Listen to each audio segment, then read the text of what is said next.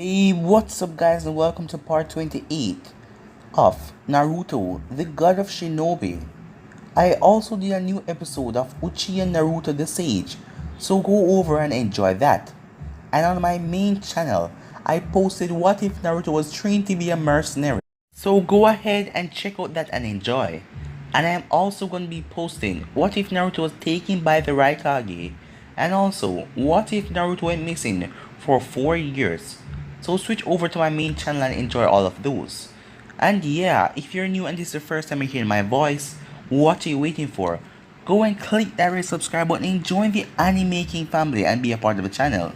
Thank you all for your support and help, and remember to switch across to my main channel and enjoy over 500 lovely what ifs.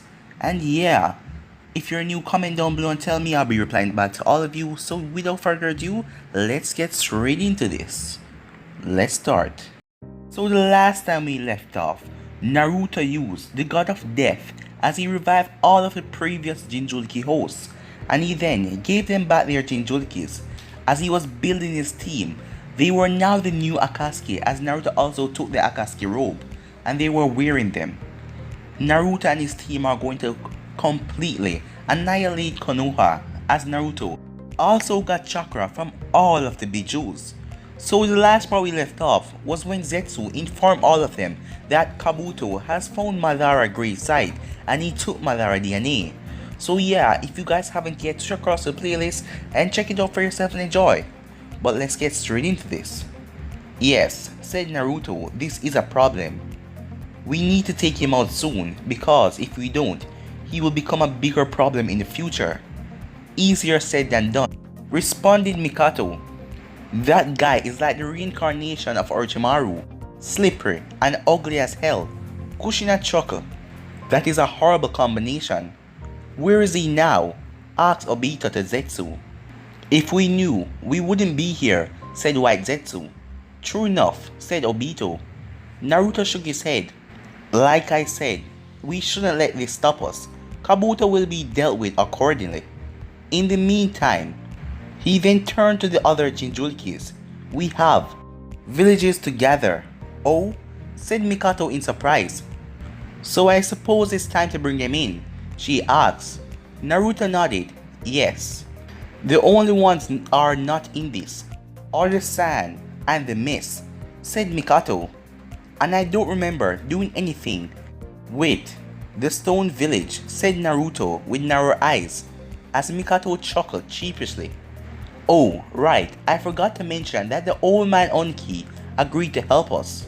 You managed to convince that old goat? Asked Kushina. Mikato shrugged. It wasn't hard. I simply agreed that the remaining Uchiha will settle down in his village, and bam, he agreed. Of course, muttered Roshi with a frown on his face, as Han remained quiet. The fact that destroying Konoha was just a plus, said Mikato with a wave of her hand. What about the mist? Asked Yagura all of a sudden. Naruto shrugged. There isn't any reason for we to recruit them. But we better move fast before things become hectic. Obito snorted at that. Please, things have already become hectic of what you did at the rain. Half of the population is dead, not to mention their leader is also dead. The other nations must know about this by now. It wouldn't surprise me if they were planning to attack at any moment, which would lead to another war, muttered Kushina, which is why we need to act fast. Naruto then stood up. You two, he said, pointing at Roshi and Han. You two will go with Sasuke and his group to the stone village and tell Oniki to prepare his shinobi, as well as to not attack the rain village. They are of no importance. That place again? Thought Sasuke with a frown, but he let it go. Roshi and Han nod, as Naruto then turned to Yagura and Utakata. I suppose it would be benefit if Kiri joined in as well, so you two will head to the mist and try and convince the new Mizukage. Yagura nodded and Utakata sighed, but nodded as well, as he wasn't very fond of going back there, but if it helped him be free at last, he will do it. Naruto then turned to Yujito and B. I think you both know already where you should go. he said to them, as both of them merely nodded. I will go with them as well, said Mikato. And why is that? Asked Naruto with a raised eyebrow. I like their company, she responded, referring to Yujito and B. Naruto narrowed his eyes as he did not believe her for a second. She saw the suspicious look and merely gave him a look to say that she will tell him later. Naruto then turned to Obito. You have a special job to do, he said. Obito raised an eyebrow. What is that? Simple. You are to track down your old pal Kabuto and make sure that he's dead. And you want to kill him, most out of all of us right here. Naruto referring to the fact that Kabuto escaped when Obito tried to kill him, as Obito merely nodded. You two will help, said Naruto referring to both White and Black Zetsu. Of course, said White Zetsu, while Black Zetsu didn't comment. I guess that take care of everyone, Naruto said, as he made his way outside of the door with Kushina following behind him. And what will you do? Asked Sasuke. Something important, Naruto asked, without turning around, as he walked right out with Kushina right behind him. Well then, said Obito, as he disappeared in a vortex. Till we meet again, he said, then completely disappearing, as Zetsus sank down into the ground. Wait here, said Mikato to Yujito and B, as Yujito scowled, but B didn't say anything. We should get going, said Yagura to Utsukata, who merely nodded, and the two left the room as well. Sasuke stood up as he turned and looked at Roshi and Han. Well, should we start move? As the both of them nod, as they headed off with Sasuke. Again? Mumbled Shigetsu, while Karen just looked at him as she adjusted her glasses. Stop complaining, will you? Which, he muttered. Outside with Mikato. What are you hiding from me? Naruto asked. Nothing much, just that the Raikage is under my genjutsu. And when were you planning to tell us this? Asked Kushina with a glare. Look, there hasn't been an appropriate time to tell you until now, okay? Responded Mikato. And there isn't anything else, responded Mikato. We will see about that, said Naruto, but for now, we have things that need to be done. Mikato sighed but nodded. Alright then, I'll contact you once I am done. After she left, Kushina turned towards Naruto. What exactly are we going to do? Naruto merely looked up at the clouds, moving peacefully in the sky. We are going back to Konoha, he finally answered. Kushina became confused. For what, she asked. Naruto didn't say a word, as he just thought, I am sure that Neji have already done his part by now. At Konoha, Neji made his way to the rendezvous point in the forest of Konoha, as he kept his senses up so to make sure that he wasn't being followed. Neji could only smirk to himself to think that Naruto got a root envoy under his command. I must say I'm impressed, Neji thought. After about 10 minutes, Neji left the forest as he walked until he reached a bar. He entered the bar as he ignored the glares as people noticed that he was a Hyuga. After all, what would a member of a clan like that be doing here, as the bar was in a poor part of Konoha? Neji then sighed as he walked to the back, as he sat down face to face with an envoy wearing a white mask. I take it you have it, asked Neji. Yes, the envoy replied in a cold, emotionless voice. The root member then took out a scroll and handed it to Neji, who pocketed it in his kunai pouch. Neji nodded. Good. I really can't stay much longer, the root member said. Danzo will become suspicious. Neji smirked. Oh, I don't know about that. The envoy didn't reply, but Neji could feel the curiosity coming off the envoy. Danzo is currently busy at the moment. With what? The envoy asked. Neji chuckled.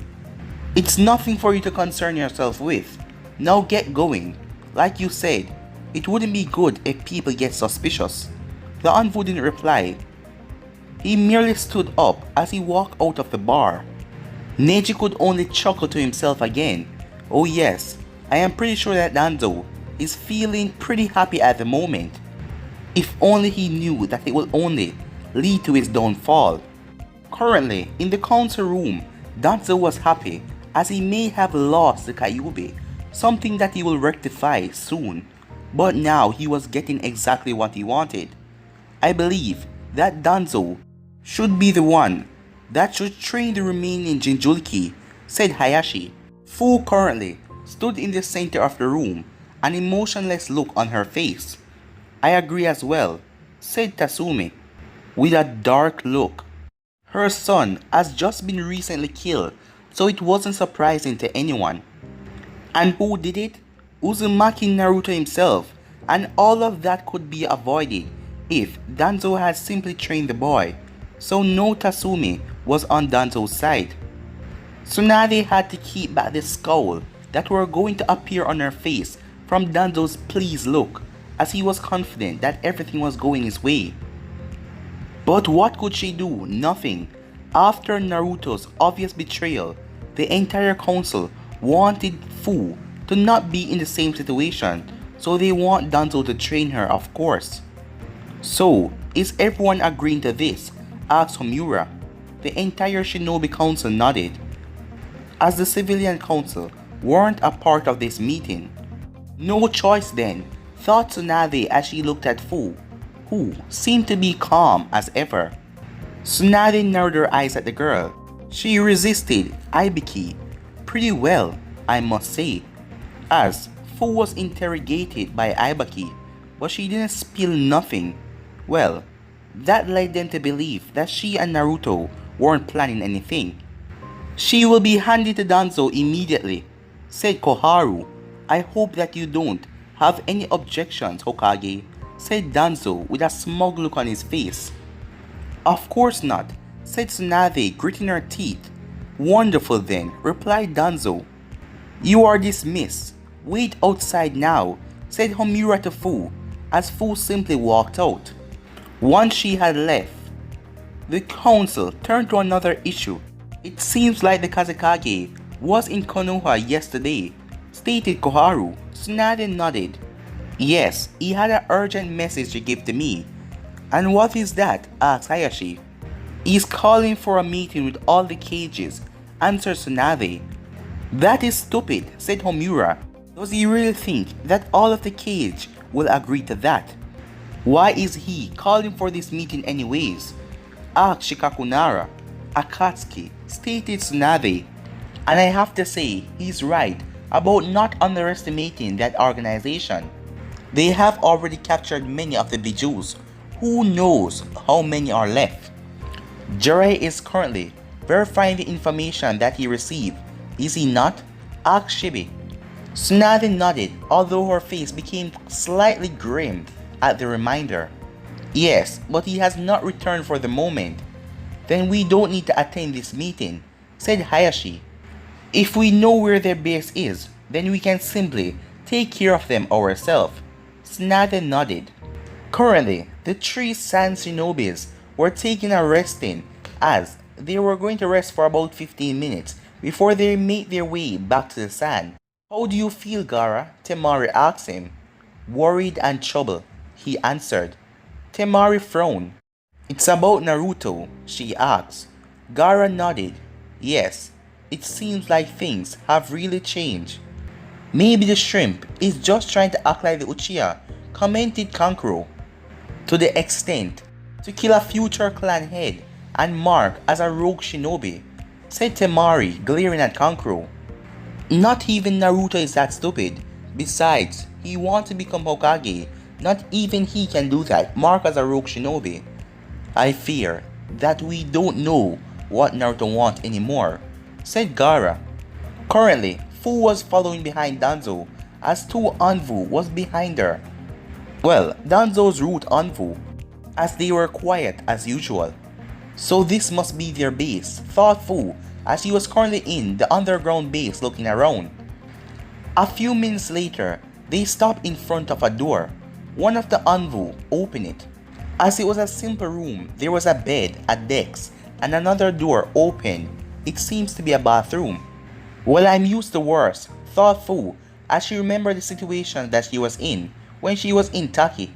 This will be your sleeping quarters, said Danzo, speaking for the first time. You will remain here until you are called for training, and food would be brought to you as well. You are not to leave here, he said, as Fu merely nodded.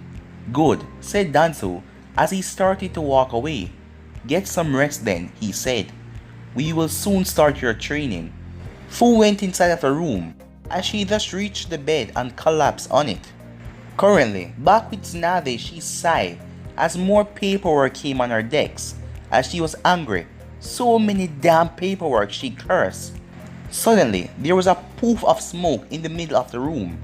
As Tsunade narrowed her eyes, suddenly, Tsunade saw a fairly sized toad with another small toad on his head. Is that you, Fukasaku? Asked Tsunade. Tsunade, said Fukasaku with a smile. It has been a while, he said. Yes, Tsunade agreed. Well, what are you doing here? She asked, as a grim look came on Pa's face. Well, I have some bad news about Jiraiya boy. The moment he said this, Tsunade's heart fell down as she knew, fearing the worst. What is it? She asked. Jiraiya boy is dead, he simply stated. As Tsunade and Shizune eyes went wide. What? Said Tsunade, as she was fearing the worst, but she thought that she was wrong. As Shizune was also in there, she was also surprised. The old toad nodded sadly. Yes, I am afraid that you heard me right. Tsunade thought Shizune as he turned to look at her master, worriedly. Who did it?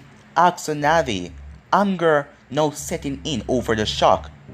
Fukasaku just looked at Tsunade, the person who killed Jiraiya boy. It was Uzumaki Naruto.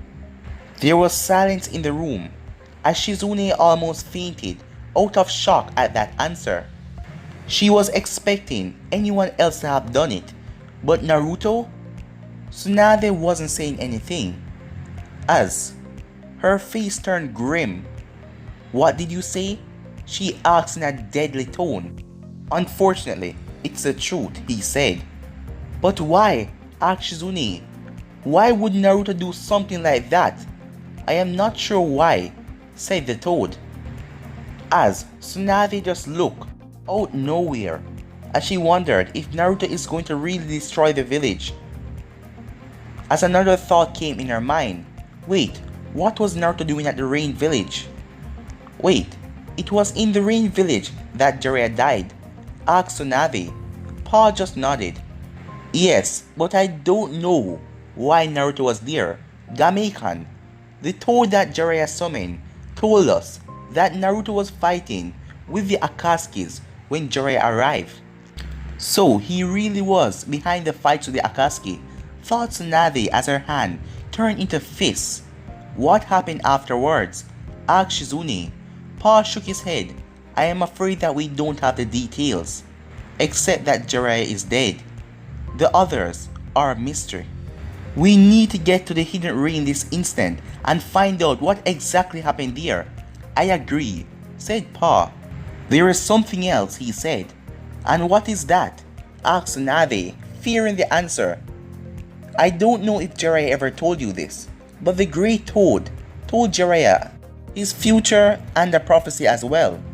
Tsunade nodded, already knowing what it was about. I do, but what does this have to... As she then paused, as a worried look came on her face. This time, she was kind of alarmed. You can't possibly mean... She asked Pa. I believe so, Pa answered. It's possible that this boy might be the child of prophecy. Child of prophecy? Repeated Shizune in confusion. But the child of prophecy was meant to save the world, asked Tsunade. Pa sighed. Not necessarily. The Great Toad said that the child will cause a great destruction or bring peace to the world. And it all depends on Jiraiya's choice. And what choice is that? Asked Tsunade. I don't know, said Pa honestly. But if the boy is the one. Tsunade nodded. I understand. Thank you for sharing this with us. As Pa nodded. We will keep in touch then, he said. Tsunade nodded to him again, as Pa then disappeared in a poof of smoke. Shizune, said Tsunade, making Shizune jump out of surprise. Yes, asked Shizune. Bring me cat on Vu, she said, now, as Shizune nodded as she went away. Meanwhile, a tear fell out of Tsunade's eye. Jiraiya, I can't believe this, she said. Currently, on top of the hospital of Konoha, Sakura was sitting up there and she was forced to take a break as she couldn't manage this at all. She just couldn't make sense of what happened anymore. To think that she was finally making progress, Naruto came back and the only thing that was left to do is find Sasuke and Team 7 will be reunited once again. But now, Naruto went on and did this. Why? Why did he have to do this? She cursed over and over in her mind. Last Sakura heard that Fu was getting special training, nothing more. And it meant that Team 7 was completely destroyed. That thought brought a sad look on Sakura's face. She then became determined. I will not give up, she cursed in her mind. I will find a way for Naruto to get forgiveness for killing Kiba, and I will bring him back, and I will bring back Sasuke as well. Meanwhile, Kakashi was currently in the memorial place of Konoha as he wondered where did he screw up so much. First it was Sasuke, and now it was Naruto. Naruto has killed Kiba, the future head of the Inuzaka compound. This will not be forgiven. He is now known as a rogue ninja. As Kakashi didn't have any answer, what and when did he screw up so badly? Currently, Kabuto was looking down from a cliff as he was looking down at Konoha's gate. I am almost there, he said with a smirk. In about 10 minutes he arrived. As he arrived at the closed gates, how easy it would have been for him to just hold. As he then heard the voice, he turned around. Well, maybe it's not so easy, he said to himself, after seeing the 4 Anbu surrounded him. Alright, I surrender, Kabuto said, as he lifted his hands up in the air. Who are you? Asked one of the Anbu. That looks like the leader. I am Yakushi Kabuto, he said, that smirk on his face, and I have a proposition for your Hokage. But guys, I'm going to be ending this episode right here. If you want to see the next part of this, you already know what to do. Like, subscribe, comment down below, and turn on that bell notification to stay posted. Remember, share to all of your friends on your social media platform. But for now, I'm out. Peace.